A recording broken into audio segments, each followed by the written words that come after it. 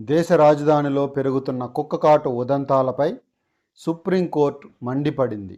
దేశ రాజధాని ప్రాంతం ఎన్సీఆర్లోని వీధి కుక్కలన్నిటినీ షెల్టర్లకు తరలించాలని ఆదేశాలు జారీ చేసింది. తగినంత మంది సిబ్బందితో పాటు సీసీటీవీ కెమెరాలు, కుక్కల పునరుత్పత్తిని నిర్మూలించే శస్త్రచికిత్సలకు ఏర్పాట్లు వీటిలో ఉండాలని పేర్కొంది. కనీసం 5,000 కుక్కలకు వసతి కల్పించగల షెల్టర్లను 6 నుంచి 8 వారాల్లోగా ఏర్పాటు చేయాలని ఆదేశించింది. వీధి కుక్కల్ని వెనకేసుకొచ్చే సంస్థలు ర్యాబిస్ బారిన పడి మరణిస్తున్న పసిపిల్లల్ని తిరిగి తేగలవా అని ప్రశ్నించింది.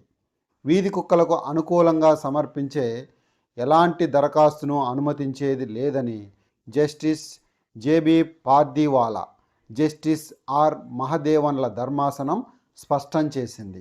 ఢిల్లీలో ఎక్కడా వీధి కుక్కలు కనబడడానికి వీల్లేదని స్పష్టం చేసింది.